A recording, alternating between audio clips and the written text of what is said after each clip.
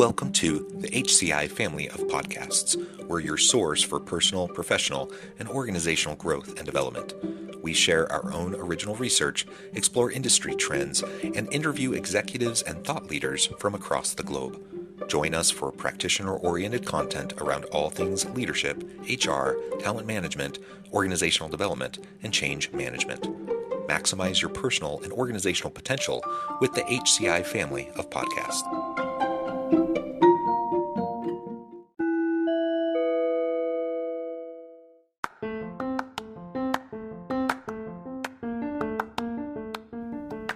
Welcome to the podcast. In this podcast episode, I talk with Saad Siddiqui about how technology is fundamentally changing the role of HR professionals.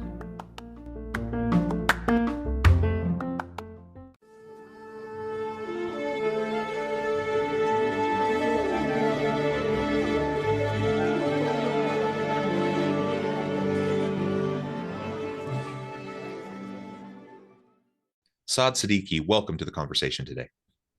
Thanks a lot, John. It's a pleasure to be with you. You're joining us from New York. I'm south of Salt Lake City in Utah. And today we're going to be talking about how technology is fundamentally changing the role of HR professionals and the different types of HR tech that are influencing the space. As we get started, I wanted to share Saad's bio with everybody. Saad Siddiqui is general partner at Testra Ventures, a San Francisco-based VC firm that incorporates data science and quantitative analysis of non-financial data into its mix of investing criteria. He is an investor in HR tech companies like Certain, Speckett, and Forage, among others, and is a Kauffman Fellow and also previously served as an executive at Informatica and Cisco. He started his career as an investment banker at RBC Capital Markets. And I could go on, but I'm going to pause there, Saad. Anything else you would like to highlight by way of your background or personal context before we dive on in? Sure. Thanks, John. I appreciate the background and really you did a much better job than I typically do. I guess maybe to add a bit more context about my journey to HR tech, you've obviously had some incredible folks over the last few years on your podcast. My journey into HR tech was an interesting one where I started investing in HR tech in COVID, and being on boards of different technology companies, I started seeing this massive need of change and innovation around the HR tech stack. And it sort of helped me dig in a bit deeper. Initially, I started working on helping our portfolio companies navigate these challenges around remote work and distributed courses and stuff like that. And then that sort of precipitated me making investments in a bunch of different companies. Yeah, well, very cool. Thank you for that background. And again, this is a really important space because just like pretty much every aspect of business and society for that matter are changing due to technology and shifting technologies, it's certainly the case for HR, and the role of HR professionals is shifting. It has been shifting, but it is shifting even more dramatically in recent years due to the prevalence of these new tools, the various AI capabilities, and a whole variety of HRIS systems and analytics resources and such to help organizations do their work better. So the landscape's just getting really full, just with all these different companies, lots of opportunity here, but it's also challenging for organizations to try to figure out how to navigate it. And it's certainly challenging for HR professionals, especially longtime HR professionals, to kind of pivot and shift, at this point in their careers. Most definitely. And John, I guess the way I sort of think about it is HR teams are having this whipsaw effect because in COVID, they had to navigate everyone being fully remote and building out systems and processes to help manage remote work. Then massive acceleration of hiring. We've never seen hiring at the pace that we did during COVID, and then whipsawed that to massive force reductions and things like that, where there's a lot more emphasis around productivity and efficiency that in almost a year, it seems like. So HR teams are trying to navigate all of this in a very short time and kind of building processes on the fly. And the way I sort of think about it is technology can be an accelerant to Yeah. your strategy. But it is very important to understand like what your strategy is before you start implementing a lot of these technology solutions. Yeah, absolutely. So in your work, what do you see as some of the major ways that technology is fundamentally changing and shifting the role of the day-to-day HR professional? Yeah, so I think if you kind of think about it, like there's a bunch of things that have happened, right? So in our mind, the way we identified employees is changing. The way we onboard employees is changing. The way we manage employees is changing. How we kind of monitor their success, how we sort of build out their KPIs is changing. And then as folks transition from the organization, that whole process is changing. Mm-hmm. There's a lot more emphasis around DEI and sort of like making sure your hiring practices account for folks that are of diverse backgrounds. So there's a lot of these unique things that are sort of happening at the same time, and that sort of has sort of accelerated over the last couple of years. So those are some of the major things that we're sort of starting to think about. Or trends that we're definitely sort of paying attention to. Yeah, absolutely. Oh, go ahead. And sorry, one last thing, and I think with the advent of generative AI and all the LLMs that come here, HR teams are definitely trying to get a handle on that as well, along with IT departments, where people are putting a lot of sensitive data in the hands of systems that they prefer not to have proprietary company data and stuff. So there's just a tremendous amount of change that's happening in a very short time. And you've mentioned it a couple of times. I'll just reiterate, the COVID period, the last few years has just acted as an accelerant into the future of work and into this HR tech space, because we were just forced to figure out how to deal with remote work and distributed teams in many organizations on a dime. Now, certainly remote work has been a thing for a really long time. There have been people who've been telecommuting for decades, right? But it hasn't been widespread. And so this was the first time that many organizations, many of which had been really resistant to these types of changes and adopting these types of systems, they were just forced to. They had no choice. They either had to do it and pivot or die. And so the mass adoption of these tools that had, many of which had been available previously, but the mass adoption started to occur during that time.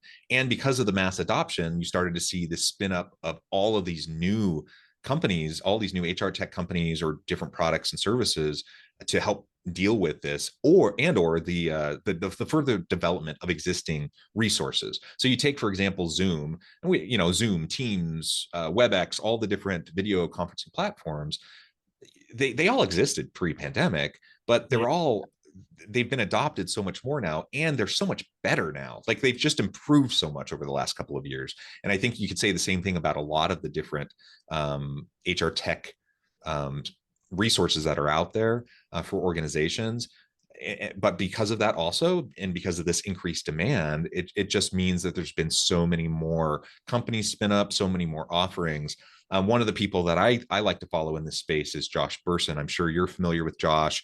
He's kind of the HR tech guru, and I listen to him devoutly, his podcast, and follow him on social media because he's just dialed in. And I'm dialed into a fraction of the level that he's dialed into the space, I'm sure. But he talks about it constantly in terms of how organizations are the companies themselves are navigating an unforeseen land, right? It's all uncertain. They're trying to figure out what to do. They're trying to sell services, products to organizations that these aren't fully even baked products, right? Like you're building the plane totally while you're flying it.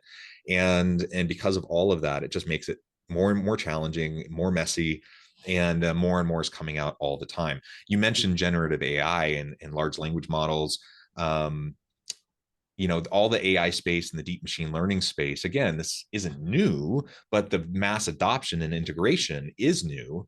And what have you seen in terms of just even over the last 6, 8 months plus, since Chat GPT was released and the big AI arms race. How's AI been affecting the HR space from your perspective?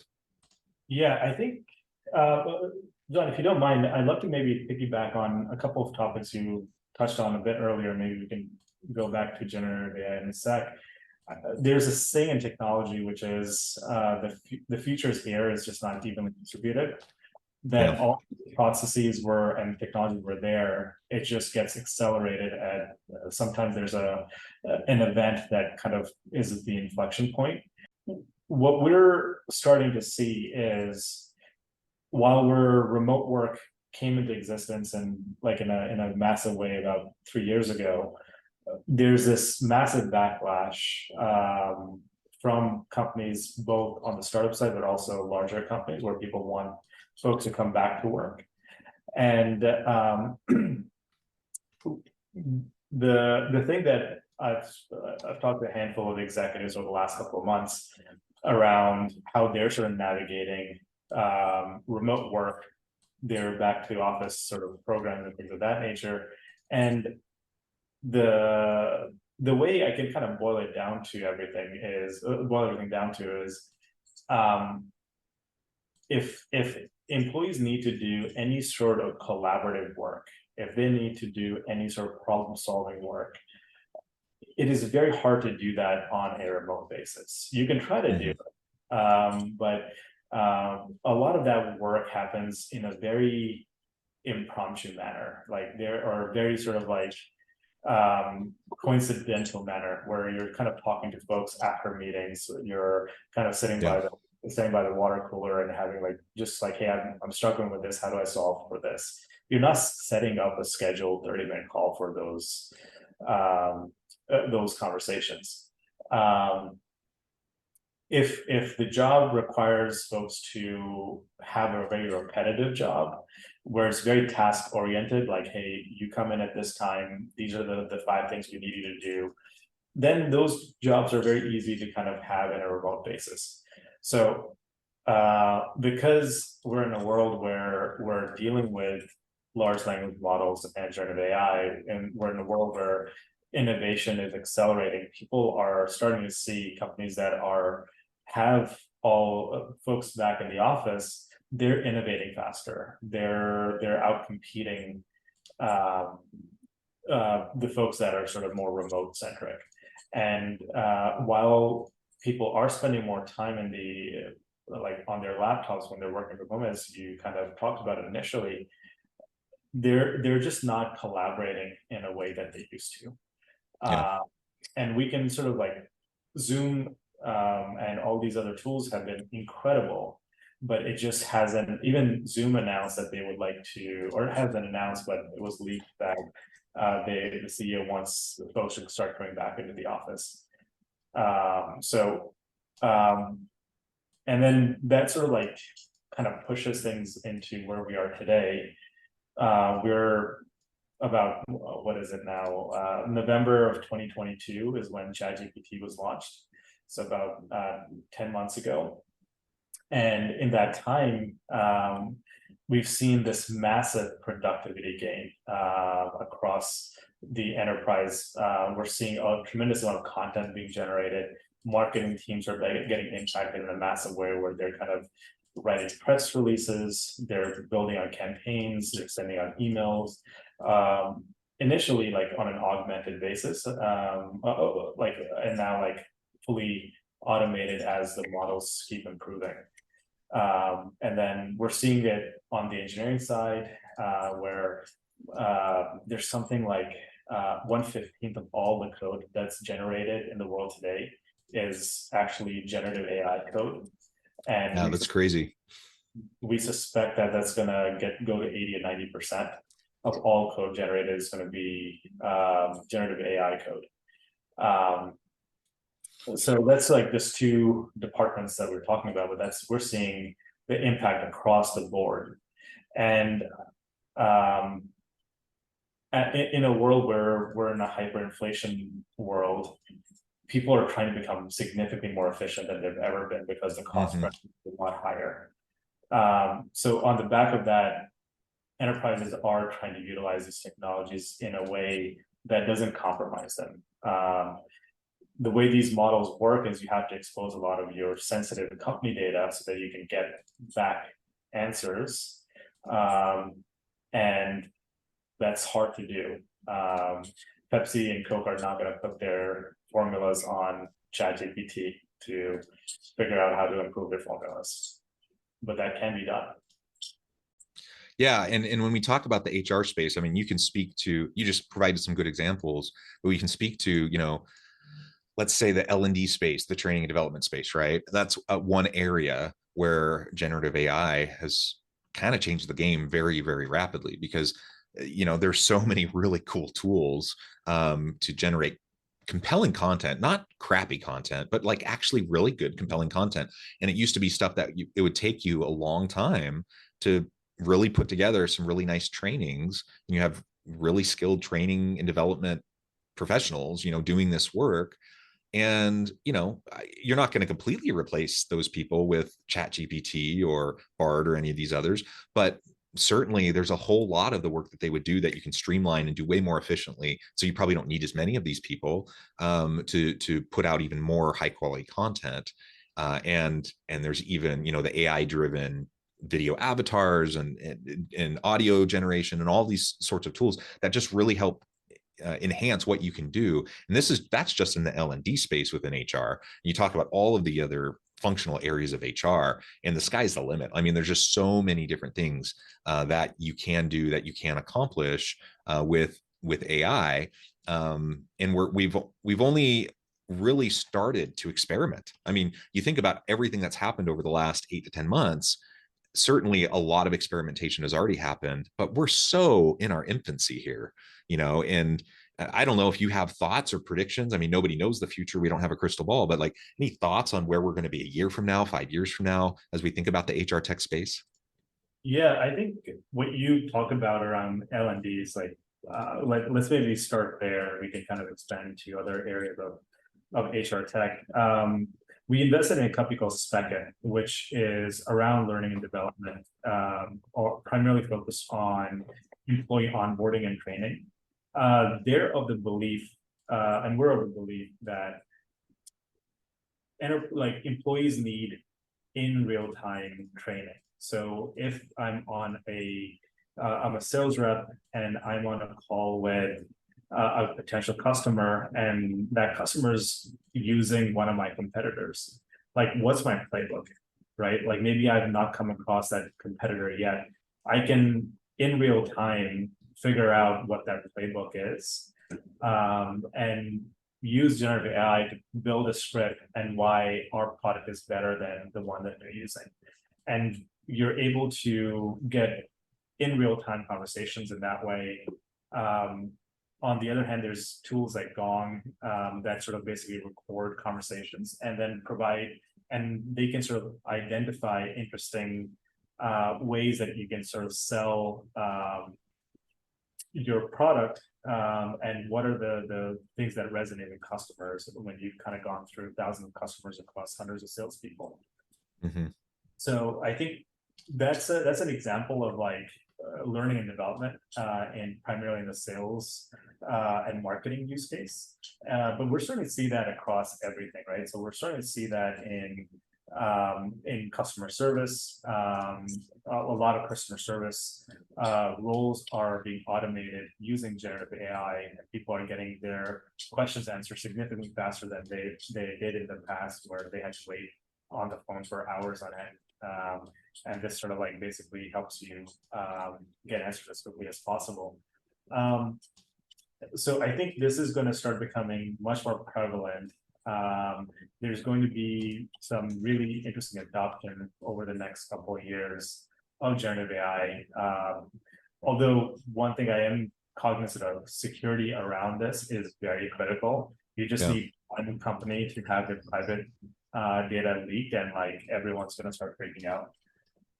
So making sure that you've got proper security controls around generative AI is really critical for enterprises. But yeah, that's sort of like an area that we're sort of interested in. Yeah, and then there's a couple other areas that we're also spending a bit of time on around healthcare benefits. We're also spending some time on, actually, interesting enough, background checks and how archaic that industry is, and how that industry is starting to also get modernized with advanced machine learning and things of that nature. Mm-hmm. Yeah, it's fascinating. And this real-time component that you were talking about, for example, in the HR L&D space, is really critical. And I think I'm a university professor as well as a practitioner or consultant. In my courses in the university space, of course, that's one. It's a bit of a different area of learning and development, but certainly, traditionally in terms of training up the workforce, it's a very important piece of the puzzle. And in the university space, professors are wringing their hands, like, what are we going to do? Our jobs are going to be obsolete and whatnot. And I'm like, yeah, some things that we do are going to go away, but in large part, I think that's a really good thing, because then I can focus on what I'm really interested in. Another piece that I've already started to experiment with and build into my university courses is using chatbots within the course, so that when a student has a question that's a textbook question or a syllabus question or an assignment question, they can email me. I'm pretty responsive, I'll get back to them pretty quickly. But with the chatbot that I put into the course, they can get instantaneous answers, right? And as long as I'm monitoring it, to make sure that it's giving accurate information, it gets better and better over time. As long as I'm doing that, then it's great. The students get super fast, real-time answers to their questions, and then they reach out to me with the more advanced types of questions, or the things that they really need help with. But a lot of the simple things, it's just taken care of. I also, I have office hours. I like to be able to help students when they have questions, not just about the class, but career and those sorts of things. And I've created chatbots that will help with that, so that if they want to set up office hours, absolutely set it up, schedule it, come meet with me, let's have some conversations. But there's a lot of stuff, like just the general stuff that students will ask over and over and over again. I'll talk with lots of students, and especially if I have a lot of students, it's not scalable, right, for me to have a meeting with every student. But with a chatbot that's geared specifically towards those types of conversations, students can have an engaging, interactive conversation. And it can be done in real time, and they can ask whatever specific question they want and get quick answers. Is it perfect? No. Is it the same as meeting with me in person? No. But increasingly, a lot of students aren't meeting with me in person anyways, right? And so it's just an example, right? There's so many ways that we can start to apply these things, and think about that from a learning and development perspective, or a leadership development and mentoring perspective within organizations. Think about trying to train up the next level of leaders in the pipeline for your organization, and the time and energy it takes to be able to do effective mentoring programs. Think how we can utilize some of these types of tools to help us do that in real time and do it more effectively. The sky's the limit. So I know I keep on saying that, but it is true. Well, Saad, it has just been a real pleasure. I note the time. I'm going to have to let you go here in just a minute. But before we wrap things up for today, I wanted to give you a chance to share with the audience how they can connect with you, find out more about your work, your team, and then give us a final word on the topic for today. Yeah, so everyone's welcome to reach out to me. Our website is telstarventures.com. My email is saad@telstarventures.com. So if folks have questions or are kind of interested in the future of HR tech, the folks you're welcome to reach out to me. Excellent. Thank you so much. I encourage the audience to reach out, get connected, find out more about what Saad and his team can do for you. And as always, I hope everyone can stay healthy and safe. They can find meaning and purpose at work each and every day. And I hope you all have a great week.